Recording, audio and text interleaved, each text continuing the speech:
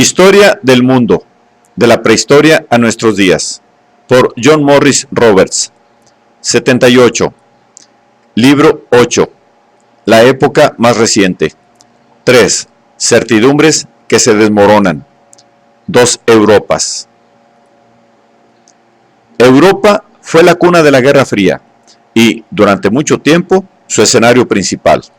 Sin embargo, antes de 1970, ya empezó a verse que las lamentables simplificaciones institucionalizadas en la OTAN, de forma aún más rígida en el Pacto de Varsovia, podían no ser lo único que conformaría la historia del continente. En los países de Europa Oriental, pese al largo aislamiento impuesto por el poder soviético y por sus economías dirigidas ante cualquier estímulo externo de cambio, había síntomas de división. Los rusos tuvieron que soportar la virulencia con la que Albania, el más pequeño de todos, condenó a la Unión Soviética y aplaudió a China cuando ambos se enfrentaron en la década de 1960. Albania no tenía ninguna frontera con países del Pacto de Varsovia, de manera que no debía de temer mucho al Ejército Rojo. Mayor sorpresa causó Rumanía cuando, con el respaldo de China, se negó a que el Comecon dirigiera su economía, defendiendo su derecho nacional a desarrollarla en su propio interés. Llegó incluso a adoptar una posición vagamente neutral en temas de política exterior, aunque permanecía dentro del Pacto de Varsovia, y además lo hizo gobernada por un dirigente que impuso a sus compatriotas uno de los regímenes dictatoriales más rígidos de Europa del Este. Sin embargo, Rumanía no tenía frontera terrestre con ningún país de la OTAN, y sí, en cambio, con Rusia, a lo largo de 800 kilómetros. Por consiguiente, sus veleidades podían ser toleradas porque, en caso necesario, podía ser rápidamente frenada. Que el desmembramiento de la unidad antiguamente monolítica del comunismo tenía sus límites se vio con claridad en 1968, cuando el gobierno comunista de Checoslovaquia decidió liberalizar su estructura interna y entablar relaciones comerciales con Alemania Occidental. Esto no se podía tolerar. Tras varios intentos de hacerla entrar en vereda, Checoslovaquia fue invadida en agosto de 1968 por tropas del Pacto de Varsovia. Para evitar que se repitiera lo ocurrido en Hungría en 1956, el gobierno checo no se resistió y el breve intento de ofrecer un ejemplo de socialismo con rostro humano, como había dicho un político checo, fue suprimido. Con todo, la tensión sino-soviética, combinada con los vaivenes del bloque oriental y quizá con el malestar de Estados Unidos respecto a las relaciones con los países latinoamericanos, llevaron a algunos a sugerir que el mundo en su conjunto estaba abandonando la bipolaridad y adoptando el policentrismo, como lo llamó un comunista italiano.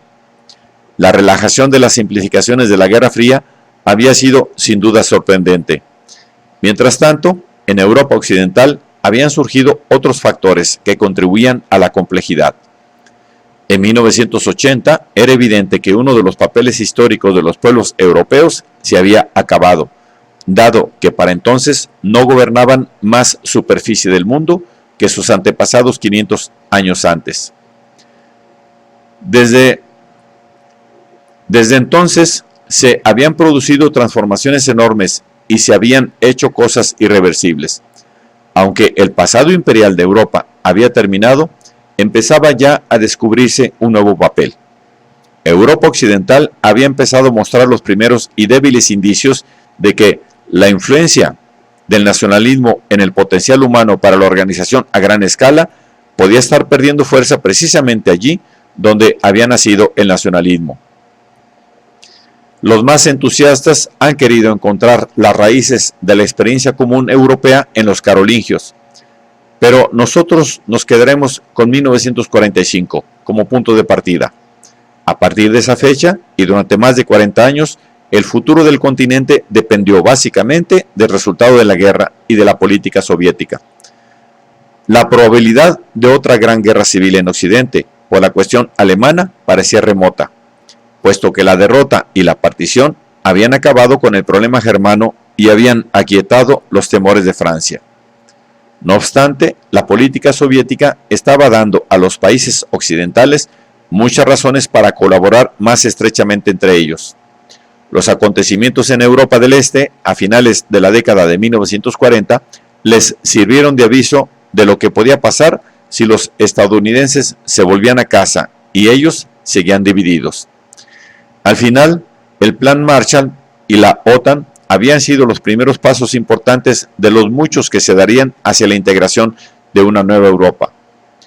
La integración tuvo varios orígenes. La puesta en marcha del Plan Marshall fue seguida por la creación en 1948 de una organización, primero de 16 países y después ampliada, Europea de Cooperación Económica. Pero al año siguiente, un mes después de firmar el tratado de la creación de la OTAN, las primeras instituciones políticas representativas de 10 estados europeos distintos también se organizaron bajo un recién creado Consejo de Europa. Sin embargo, las fuerzas económicas encaminadas hacia la integración se desarrollaban más deprisa. En 1948 ya se había creado una unión aduanera entre los países del Benelux, Bélgica, Países Bajos y Luxemburgo, y con una forma diferente entre Francia e Italia. Por último, lo más importante de aquellas primeras iniciativas en pos de una mayor integración surgió de una propuesta francesa a favor de una comunidad europea del carbón y del acero. La CECA fue oficialmente fundada en 1952 y estaba formada por Francia, Italia, los países del Benelux y, lo más significativo, Alemania Occidental. La CECA rejuveneció el corazón industrial de Europa Occidental y fue el principal paso hacia la integración de Alemania Occidental en una nueva estructura internacional. A través de una reorganización económica se creó un medio para contener y reanimar al mismo tiempo a este país, cuya fuerza cada vez era más evidente. Era necesaria en una Europa occidental amenazada por el poder territorial soviético. A principios de la década de 1950, bajo la influencia de los acontecimientos en Corea, la postura oficial estadounidense, para consternación de algunos europeos, era cada vez más favorable al rearme de Alemania. Otros hechos también contribuyeron a facilitar el camino hacia una organización supranacional en Europa. La debilidad política reflejada por sus respectivos partidos comunistas disminuyó en Francia y en Italia, sobre todo gracias a la recuperación económica. Los comunistas ya no desempeñaban ningún papel en sus gobiernos en 1947, y el peligro de que las democracias francesa e italiana sufrieran un destino como el de Checoslovaquia había desaparecido en 1950. La opinión anticomunista tendía a fusionarse en partidos cuyas fuerzas integradoras eran políticos católicos o socialdemócratas, muy conscientes del destino de sus camaradas de Europa Oriental. En términos generales, estos cambios significaron que, durante la década de 1950, los gobiernos europeos occidentales de naturaleza derechista moderada persiguieron objetivos similares de recuperación económica, estado de bienestar e integración europea en asuntos prácticos. Luego surgieron otras instituciones.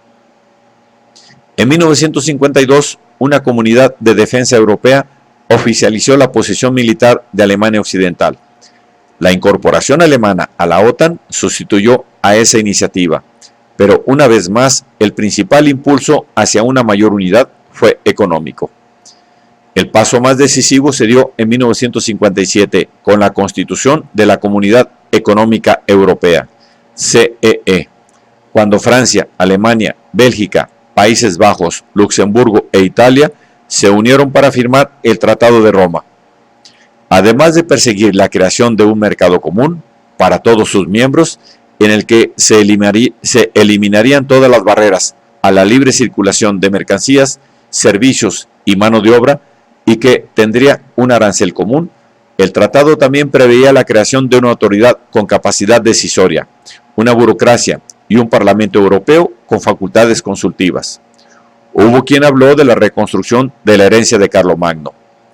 Los países que no se habían unido a la Comunidad Económica Europea se vieron empujados a crear 2 años y medio después su propia Asociación Europea de Libre Comercio, o EFTA, por sus siglas en inglés, una entidad menos regulada y más limitada. En 1986, los 6 países de la Comunidad Económica Europea original, para entonces, ya era solo la CE, Comunidad Económica, la Comunidad Europea, porque elocuentemente la palabra económica había caído del nombre. Eran ya 12, mientras la EFTA había perdido a todos sus miembros salvo 4. 5 años después, lo que quedaba de la EFTA se planteaba fusionarse con la Comunidad Europea. El movimiento, lento pero en aceleración, de Europa Occidental hacia un mínimo de unidad política demostraba hasta qué punto los que daban esos pasos confiaban en que el conflicto armado no podría volver a ser nunca una alternativa aceptable a la cooperación y la negociación entre sus países. Tristemente, aún siendo conocedor de ese hecho, el gobierno británico no quiso aprovechar la oportunidad de sumarse a la iniciativa para darle una expresión institucional y, posteriormente, su entrada en la Comunidad Económica Europea sería rechazada en 2 ocasiones. Mientras, los intereses comunitarios se cohesionaron con firmeza en una política agraria común, que no era otra cosa que un enorme soborno a los agricultores y granjeros que constituían una parte tan importante de los electorados alemán y francés, y más adelante a los de los países más pobres que se iban incorporando a la Comunidad Económica Europea. A diferencia de la económica, la integración política encontró durante mucho tiempo una firme oposición procedente de Francia. La expresó con toda claridad el general de Gaulle, quien regresó a la política en 1958 para ocupar la presidencia cuando la Cuarta República parecía a punto de sufrir una guerra civil a causa de Argelia. Su primera labor fue negociar aquella situación extrema y aplicar importantes reformas constitucionales que dieron lugar a la Quinta República. Su siguiente servicio a Francia fue tan grande como cualquiera de los que prestó durante la guerra: la liquidación del compromiso francés con Argelia en 1961. Los legionarios regresaron a casa, algunos descontentos. La acción le dio carta blanca a él y a su país para desempeñar un papel internacional más enérgico, si bien bastante negativo. La visión de Gaulle acerca de la consolidación europea se limitaba a la cooperación entre Estados-nación independientes. La Comunidad Económica Europea la consideraba por encima de todo una forma de proteger los intereses económicos franceses. Estaba muy dispuesto a someter la nueva organización a las tensiones que hicieran falta para lograr sus fines. También vetó 2 veces las solicitudes británicas de entrada a la comunidad. La experiencia durante la guerra le había dejado una gran desconfianza hacia los anglosajones y el convencimiento, nada desencaminado, de que los británicos seguían anhelando la integración en una comunidad atlántica que contara con Estados Unidos entre sus miembros, antes que en la Europa continental. En 1964, De Gaulle encolerizó a los norteamericanos al intercambiar representación diplomática con la China comunista. Insistió en el derecho de Francia a seguir con su programa de armamento nuclear, negándose a depender del patrocinio norteamericano. Por último, tras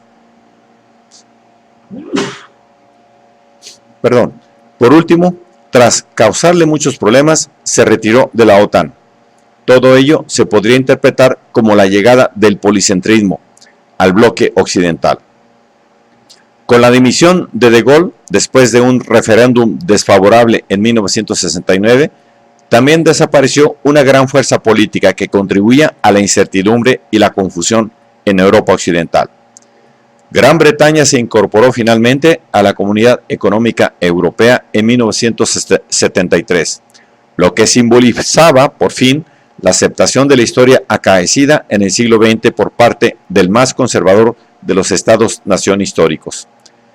La decisión complementaba la liquidación del imperio colonial y suponía un reconocimiento de que la frontera estratégica británica ya no estaba en el Rin, sino en el Elba. Era un punto de inflexión significativo, aunque nada concluyente en una época de incertidumbre. Los gobiernos británicos habían pasado un cuarto de siglo intentando en vano combinar el crecimiento económico, el aumento de las prestaciones sociales y un alto nivel de empleo. El segundo dependía en última instancia del primero, pero cuando surgían dificultades, el primero siempre había sido sacrificado a los otros dos. El Reino Unido era, después de todo, una democracia a cuyos votantes, ávidos e incautos, había que aplacar. La vulnerabilidad del compromiso tradicional de la economía británica con el comercio internacional era otra desventaja, como lo eran sus viejas industrias básicas, necesitadas de inversión, y las actitudes profundamente conservadoras de los británicos. Aunque el Reino Unido se volvió más rico, en 1970 casi ningún trabajador manual del país tenía 4 semanas. En 1970 casi ningún trabajador manual del país tenía 4 semanas de vacaciones pagadas, y 10 años después un tercio de ellos las tenía. Fueron quedando cada vez más rezagados con respecto a otros países desarrollados, tanto en riqueza como en la velocidad con que la creaba.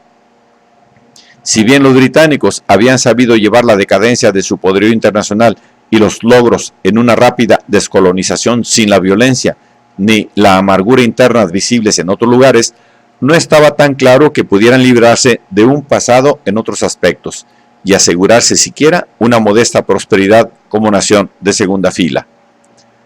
Una amenaza clara y sintomática contra el orden y la civilización procedía de Irlanda del Norte. Allí, los vándalos protestantes y católicos por igual parecían empeñados en destruir su tierra antes que colaborar con sus enemigos, y provocaron la muerte de miles de ciudadanos británicos, soldados, policías y civiles, protestantes y católicos, irlandeses, escoceses e ingleses, en las décadas de 1970 y 1980. Por suerte, no desbarataron la política de partidos británica como habían hecho los irlandeses en el pasado. Al electorado británico le siguieron preocupando más ciertos temas materiales. La inflación alcanzó unos niveles sin precedentes. La tasa anualizada para 1970-1980 era de más del 13% y provocó nuevas revueltas industriales en la década de 1970, sobre todo debido a la crisis del petróleo. Se llegó a decir que el país era ingobernable porque una huelga de mineros hizo caer un gobierno, mientras que muchos líderes e intérpretes de opinión parecían obsesionados con la cuestión de la división social. Hasta la cuestión de si el Reino Unido debía o no permanecer en la Comunidad Económica Europea, que fue sometida a un revolucionario proceso de referéndum en junio de 1975, se planteaba a menudo en esos términos. Por ello, sorprendió tanto y a tantos políticos que el resultado fuera inequívocamente favorable a la permanencia en la comunidad. Sin embargo, se avecinaban tiempos peores, económicamente hablando. El gobierno identificó por fin la inflación, que en 1975 ascendía al 26.9% a consecuencia de la crisis del petróleo, como la amenaza principal. Los sindicatos plantearon demandas salariales para adelantarse a la inflación venidera, y hubo quien empezó a darse cuenta de que la época del crecimiento automático del consumo se había terminado. Había un rayo de esperanza. Unos años antes se habían descubierto en las costas del norte de Europa grandes yacimientos petrolíferos bajo el lecho marino. En 1976, el Reino Unido pasó a ser un país exportador de petróleo, aunque no fue de gran ayuda, porque ese mismo año tuvo que solicitar un préstamo al Fondo Monetario Internacional. Cuando Margaret Thatcher, la primera mujer en ocupar el cargo de primera ministra en Gran Bretaña y en Europa, y en liderar un gran partido político, el conservador, subió al poder en 1979, en cierto sentido tenía muy poco que perder. Sus opositores estaban desacreditados, al igual que, para muchos, las ideas que durante tanto tiempo habían sido consideradas factores determinantes incuestionables de la política británica. Por primera vez parecía posible un cambio radical partiendo de cero. para sorpresa de muchos y asombro de algunos de sus defensores y de sus opositores, esto es exactamente lo que Thatcher hizo tras el comienzo, algo indeciso, de lo que acabaría siendo el mandato más largo del siglo XX de un primer ministro británico. Poco después de tomar posesión del cargo, la primera ministra se encontró en 1982 dirigiendo de forma inesperada la que probablemente habrá sido la última guerra colonial de Gran Bretaña, la reconquista de las Islas Malvinas tras su breve ocupación por el ejército argentino. Fue, ya solo en términos logísticos, una gran hazaña bélica, además de un gran éxito psicológico y diplomático. La primera reacción de Thatcher de luchar en defensa de los principios del derecho internacional y del derecho de los isleños a decidir por quién querían ser gobernados encajó muy bien en el ánimo popular. También acertó en su cálculo de las posibilidades internacionales. Estados Unidos, cuya ambigüedad inicial no era de extrañar dada su sensibilidad tradicional hacia Latinoamérica, acabó prestando una importante ayuda práctica y clandestina. Chile, que no tenía unas relaciones fáciles con su inquieto vecino, no estaba dispuesto a oponerse a las operaciones encubiertas británicas en la Sudamérica continental. Más importante aún, la mayor parte de los países de la Comunidad Europea apoyaron el aislamiento de Argentina en la ONU y las resoluciones que condenaban su acción. De especial importancia fue el apoyo, no siempre ofrecido tan rápidamente, que los británicos recibieron desde el principio por parte del gobierno francés, que sabía reconocer una amenaza a los derechos adquiridos cuando había una.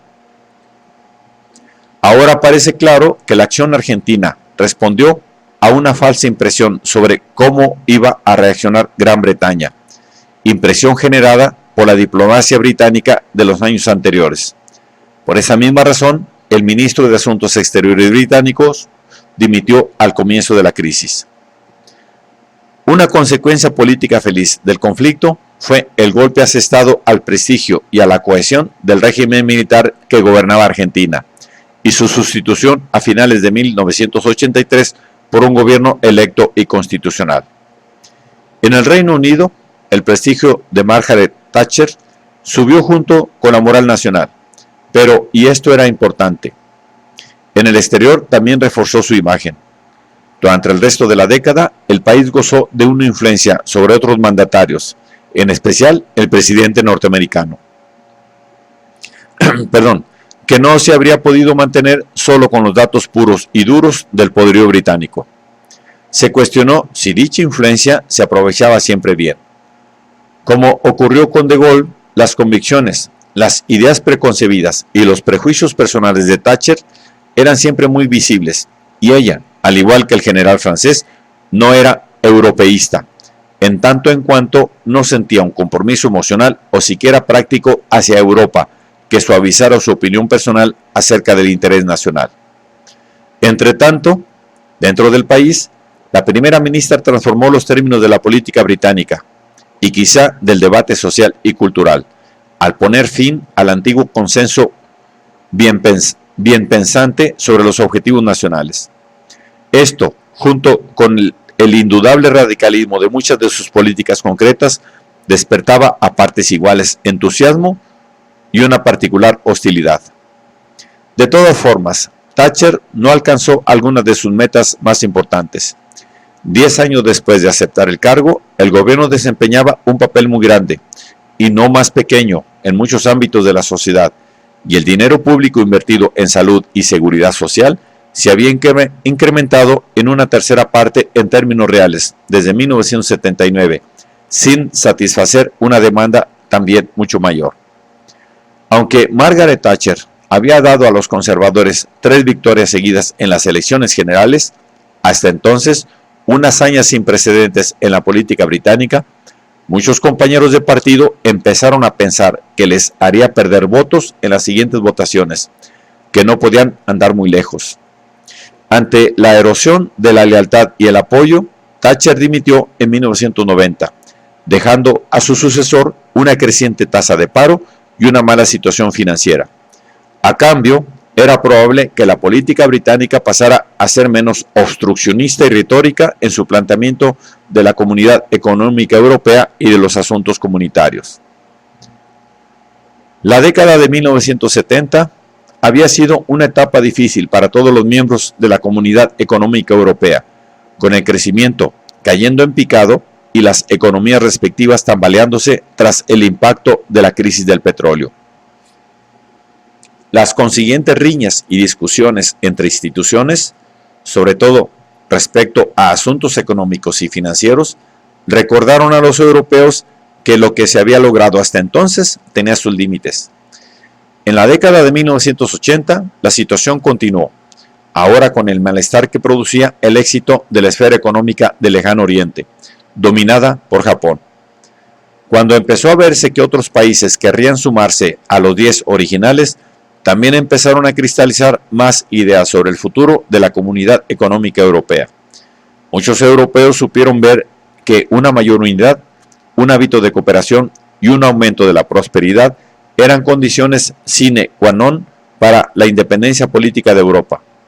Pero algunos también empezaron a darse cuenta de que dicha independencia siempre sería papel mojado a menos que la propia Europa se convirtiera en una superpotencia.